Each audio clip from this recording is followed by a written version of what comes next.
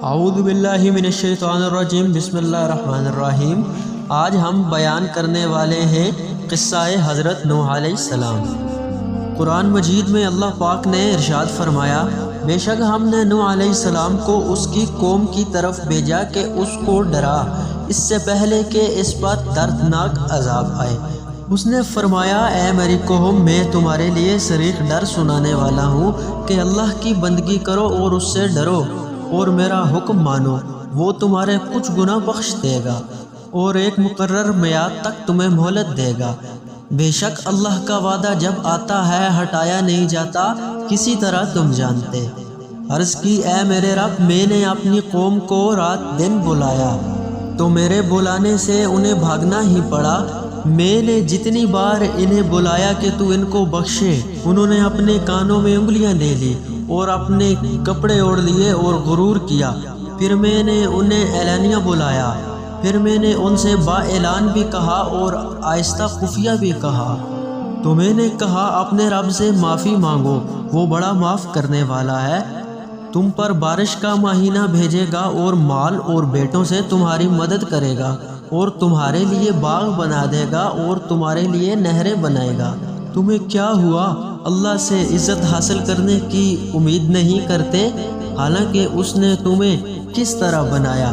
کیا تم نہیں دیکھتے اللہ نے کیوں کر 7 آسمان بنائے، ایک پر ایک، اور ان میں چاند کو روشن کیا اور سورج کو چراغ، اور اللہ نے سبزے کی طرح تمہیں زمین سے اگایا، پھر تمہیں اس میں لے جائے گا اور دوبارہ نکالے گا۔ اللہ نے تمہارے لیے زمین کو بچھونا بنایا کہ اس کے وسیع راستوں میں چلو۔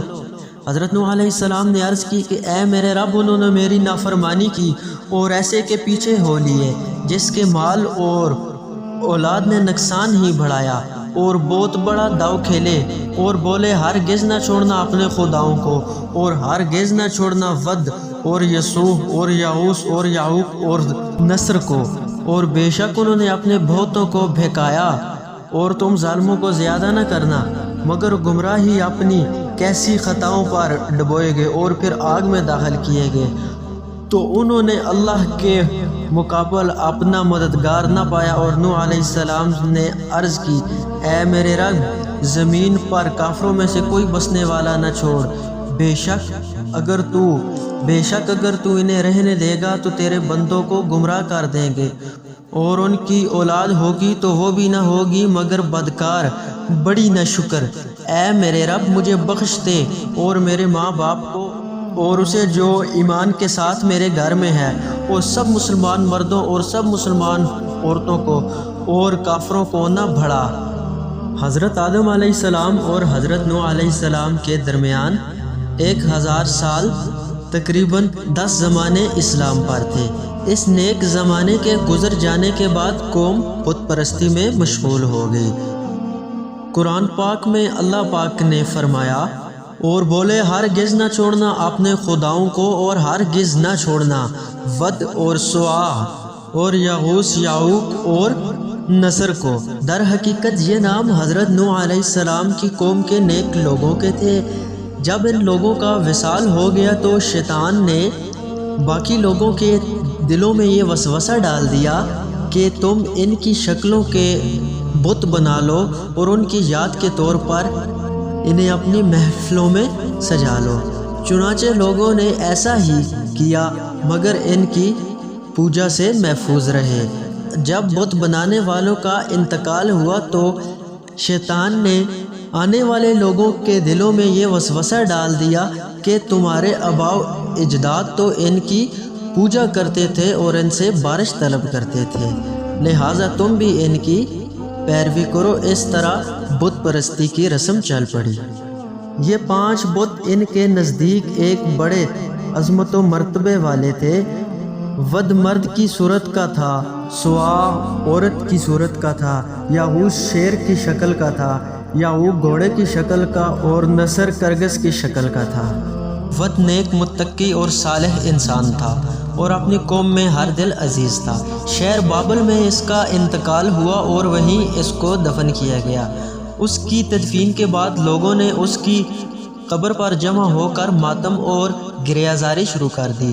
شیطان ملعون نے جب ان کی گریہ زاری اور بے قراری کو دیکھا تو انسانی شکل میں ان کے پاس آ کر شریک غم ہو گیا۔ کہنے لگا کہ تمہاری گریہ زاری کو دیکھ کر میں چاہتا ہوں کہ میں تمہیں اس وقت کی شکل کا بت بنا دوں جسے تم اپنی مجالس میں سجا لو اور ان کی یاد بھی تازہ رہے۔ وہ سب شیطان کے بہکاوے میں ایسے آئے کہ سب نے کہا کہ کیا ہی اچھا ہے اگر تم ایسا کر دو۔ شیطان لعین نے اس صالح شخص وقت کی شکل و صورت کو بنا ڈالا اور لوگوں نے اسے اپنی مذہبی مجلس میں سجا لیا۔ اسی طرح ہر مجلس و محفل میں تذکرے شروع ہو گئے۔ شیطان نے جب ساری قوم کو اس کی یاد میں منہمک دیکھا تو ایک اور تیر چلاتے ہوئے کہا کہ تم سب لوگوں کے لیے اس کی ایک ایک شکل بنا دیتا ہوں، انہیں اپنے گھروں میں سجا لو اور اس کی یاد سے اپنے دلوں کو سامان تسکین فراہم کرتے رہو۔ لوگ اس پر آمادہ ہو گئے۔ شیطان نے اس کی اتنی شکلیں پیدا کر دی کہ ہر گھر میں ود کی شکل کا بت موجود تھا۔ آنے والی نسلوں نے جب دیکھا کہ ان کے آباء و اجداد اس کی یاد پہ محو رہتے ہیں اور نسلوں کو نصیحت بھی یہی کی جاتی کہ یادوں کا سلسلہ ٹوٹنے مت پائے۔ روئے زمین پر سب سے پہلے جس کو غیر اللہ کے طور پر معبود بنایا گیا وہ ود کی شکل کا بت تھا۔ اللہ تبارک و تعالیٰ نے جب حضرت نوح علیہ السلام کو منصب رسالت سے نوازا اس وقت بت پرستی مذہب کی شکل اختیار کر کے قوم کی رگوں میں رچ بس چکی تھی۔ آپ نے قوم کو اللہ کی عبادت کی دعوت دی اور فرمایا کہ بتوں کی عبادت شرک ہے، ان کو چھوڑ کر ایک اللہ کے حضور سر بسجود ہو جاؤ، اس کے سوا کوئی معبود نہیں۔ حضرت نوح علیہ السلام کی قوم نے حضرت نوح علیہ السلام کی ایک نہ سنی، یہاں تک کہ وہ حضرت نوح علیہ السلام کے پیروکاروں کو زمین میں گاڑ دینے کی دھمکیاں دیتے اور جلا وطن کرنے کی دھمکیاں دیتے تھے۔ ارشاد ربانی ہے، ہم تو تمہیں اپنے ہی جیسا آدمی دیکھتے ہیں اور ہم نہیں دیکھتے کہ تمہاری پیروی کسی نے کی ہو مگر ہمارے کمینوں نے سرسری نظر سے، اور ہم تم میں اپنے اوپر کوئی بڑائی نہیں پاتے بلکہ ہم تمہیں جھوٹا خیال کرتے ہیں۔ یہاں تک کہ 950 سال بیت کے اس دوران سوائے چند لوگوں کے کسی کو بھی قبول حق کی توفیق نصیب نہ ہوئی۔ جب کفار کا وقت انتقال قریب آتا تو وہ اپنی نسلوں کو وصیت کر جاتے کہ اپنے حضرت نوح علیہ السلام پر ایمان نہیں لانا ہے۔ جب ان کی اولاد فہم و شعور تک پہنچتی تو وہ اپنی اولاد کو وصیت کر دیتا کہ جب تک تم زندہ رہو گے حضرت نوح علیہ السلام پر ایمان نہیں لاؤ گے۔ حضرت نوح علیہ السلام کی قوم کے پاس بھی بت پرستی کا کوئی جائز اور معقول عذر نہ تھا، تو قوم نے کہا اس جھگڑے کو چھوڑو اور عذاب لے آؤ، تو آپ نے فرمایا اسے کوئی چیز عاجز نہیں کر سکتی، وہ ہر شے پر قادر اور بے نیاز ہے۔ وہ جب کسی چیز کو مارز وجود میں لانا چاہتا ہے تو فرماتا ہے کن ہو جا، وہ پیدا ہو جاتی ہے۔ اور نوح علیہ السلام کو وحی ہوئی کہ تمہاری قوم سے مسلمان نہ ہوگے مگر جتنے ایمان لا چکے، تو غم نہ کھا اس پر جو وہ کرتے ہیں، تو آپ بے فکر ہو جائیں، اللہ کی مدد قریب آ چکی ہے، اور وہ مدد ایک عجیب و غریب واقعہ کی صورت میں ہے۔ اور کشتی بناؤ ہمارے سامنے اور ہمارے حکم سے، اور ظالموں کے بارے میں مجھ سے بات نہ کرنا اور ضرور ڈبوئے جائیں گے۔ کشتی کی تیاری کا حکم در حقیقت حضرت نوح علیہ السلام کا قوم سے مایوس ہو کر بارگاہ الہی میں فریاد کرنے کے نتیجے میں تھا۔ کافر جب حضرت نوح علیہ السلام کو کشتی کی تیاری میں مصروف دیکھتے تو ان کا مذاق اڑاتے، کیونکہ عذاب الہی کا تصور بھی ان کے وہم و گمان میں نہ تھا، اور مذاق اڑاتے کہ خشکی پر کشتی کو کیسے رواں کریں گے۔ حضرت نوح علیہ السلام فرماتے کہ ہمیں تم پر تعجب ہے کہ عذاب تمہارے سر کے قریب پہنچ چکا ہے اور تم ابھی تک کفر و انا پر ڈٹے ہوئے ہو۔ حضرت ابن عباس رضی اللہ عنہ فرماتے ہیں کہ کشتی کی لمبائی 1200 گز اور چوڑائی 600 گز تھی۔ کشتی کی 3 منزلیں تھیں، سب سے نیچے والی منزل میں جانور تھے، درمیانی منزل میں انسان تھے اور سب سے اوپر والی منزل میں پرندے تھے۔ زید بن اسلم اپنے والد سے روایت کرتے ہیں کہ حضور اکرم صلی اللہ علیہ وسلم نے فرمایا، جب حضرت نوح علیہ السلام نے بحکم الہی ہر جوڑے کو کشتی میں سوار کر لیا تو آپ کے ساتھیوں نے عرض کی کہ ہمارے ساتھ تو شیر بھی ہے، شیر کی موجودگی ہمارے لیے اور دوسرے جانوروں کے لیے امن و امان کا باعث کیسے ہوگی؟ اللہ تعالیٰ نے شیر کو بخار کی شکایت میں مبتلا فرما دیا۔ اس کے بعد چوہے کی شکایت کی گئی کہ یہ ہماری اشیاء خورد و نوش کو نقصان پہنچائے گا۔ اللہ تعالیٰ کے حکم سے شیر نے چھینک ماری جس سے ایک بلی نکلی۔ بلی کو دیکھ کر چوہے کے اوسان خطا ہو گئے اور دبک کے آسمان سے ایسی بارش برسی کہ زمین نے اس سے پہلے ایسی بارش نہ دیکھی تھی اور نہ بعد میں دیکھے گی۔ ساری زمین پانی میں ڈوب چکی تھی۔ بعض مفسرین نے لکھا ہے کہ پانی کی بلندی 80 گز تھی۔ روئے زمین پر کوئی ایسی آنکھ نہ تھی جو اس وحشت ناک منظر کو دیکھ سکے، کیونکہ ہر چیز پانی میں غرق ہو چکی تھی سوائے حضرت نوح علیہ السلام کی کشتی۔ اللہ تبارک و تعالیٰ نے حضرت نوح علیہ السلام کی دعا قبول فرمائی اور روئے زمین کو یوں شرک سے پاک فرما دیا، کوئی دیکھنے والی آنکھ باقی نہ بچی۔ سوڈانی سیاح کیوں ہوتے ہیں؟ حام حضرت نوح علیہ السلام کا بیٹا تھا اور وہ مسلمان تھا۔ مذکور ہے کہ حام نے کشتی میں ہی اپنی بیوی سے مباشرت کی۔ حضرت نوح علیہ السلام نے اس کے لیے بددعا کی کہ تمہارے ہاں بد شکل اولاد پیدا ہو۔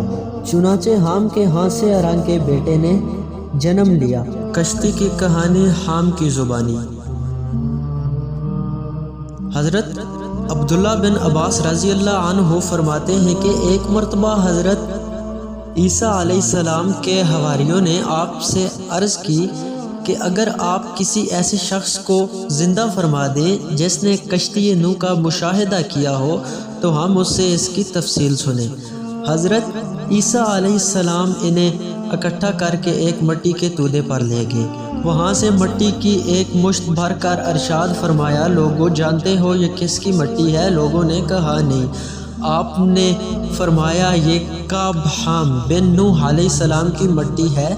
آپ نے مٹی کے تودے پر اپنا عصا مارا اور حکم الہی سے ایک سفید بالوں والا شخص اٹھ کھڑا ہوا۔ حضرت عیسیٰ علیہ السلام نے اس بوڑھے شخص سے پوچھا، کیا تو اس بڑھاپے کی حالت میں مرا تھا؟ اس نے کہا نہیں، میرا وصال تو جوانی میں ہوا، مگر اس خوف سے کہ قیامت بپا ہو گئی ہے، اس ہولناک خوف نے میرے بالوں کو سفید کر دیا۔ حضرت عیسیٰ علیہ السلام نے فرمایا کہ ہمیں سفینہ نوح کے بارے میں تفصیلات بتاؤ۔ اس نے کہا کہ نوح علیہ السلام کی کشتی 1200 گز لمبی اور 600 گز چوڑی تھی۔ کشتی کے 3 حصے تھے، بالائی حصے پر پرندے، درمیانی حصے میں انسان اور نچلے حصے میں وحشی جانور اور دیگر جانور تھے۔ جب نچلے حصہ میں جانوروں کے گوبر اور لید کافی حد تک جمع ہو گئے تو حضرت نوح علیہ السلام کو اللہ پاک کا حکم ہوا کہ ہاتھی کی دم پکڑ کر جھنجھوڑو۔ آپ نے دم جھنجھوڑی تو وہاں خنزیر نر اور مادہ گر پڑے۔ خنزیر گرتے ہی غلاظت کی طرف لپکے، پھر جب چوہوں نے کشتی کے تختوں کو کاٹنا شروع کر دیا تو حکم ہوا کہ شیر کی آنکھوں کے درمیان اپنا عصا مارو۔ جب حضرت نوح علیہ السلام نے عصا مارا تو شیر کے نتنوں سے بلیوں کا ایک جوڑا نکلا جو چوہوں پر جھپٹ پڑا۔ آپ نے مزید پوچھا کہ بتاؤ حضرت نوح علیہ السلام کو کیسے پتہ چلا کہ شہر کے سارے شہر غرق ہو چکے ہیں؟ تو اس نے تفصیل سے بتاتے ہوئے کہا کہ حضرت نوح علیہ السلام نے کوے کو بھیجا کہ زمین کے حالات معلوم کر کے آؤ۔ کوے نے جو ہی زمین پر مردار دیکھے تو ان کو نوچنے کے لیے ٹوٹ پڑا، تو حضرت نوح علیہ السلام نے اس کے لیے خوف کی بددعا کی، اس لیے وہ گھروں سے مانوس نہیں ہوتا۔ پھر کبوتروں کو بھیجا، وہ اپنی چونچ میں زیتون کا پتا اور اپنے پاؤں کو مٹی سے آلودہ کر کے واپس پلٹا۔ تو حضرت نوح علیہ السلام نے اندازہ لگایا کہ شہد طوفان الہی سے غرق ہو چکے ہیں۔ آپ نے کبوتر کے گلے میں سبز شاخوں کا ہار ڈالا اور اس کے لیے انس و امن کی دعا کی۔ اس وجہ سے کبوتر انسانوں سے مانوس ہو گیا۔ حواریوں نے عرض کی، یا رسول اللہ، کیا ہم اسے ہم کو اپنے گھر نہ لے جائیں تاکہ وہ ہمارے ساتھ بیٹھے اور ہمیں سے گفتگو کریں؟ تو آپ نے فرمایا، ایسا ممکن نہیں، کیونکہ اس کا رزق دنیا سے ختم ہو چکا ہے۔ پھر آپ نے اسے حکم فرمایا کہ اللہ کے حکم سے واپس لوٹ جا، تو وہ دوبارہ اپنے ٹھکانے کی طرف لوٹ گیا اور مٹی ہو گیا۔ حضرت ابن عباس رضی اللہ عنہ سے روایت کرتے ہیں کہ حضرت نوح علیہ السلام کے ساتھ کشتی میں اپنے خاندان سمیت 80 افراد سوار تھے۔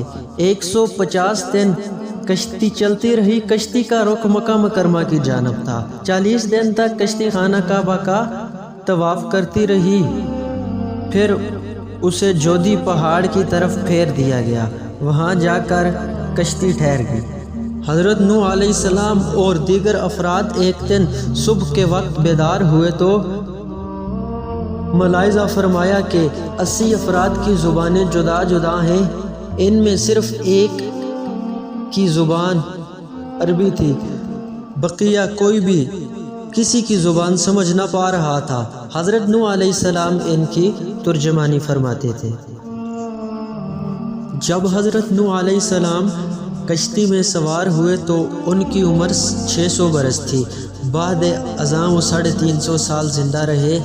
اس طرح ان کی ساری عمر 950 سال بنتی ہے۔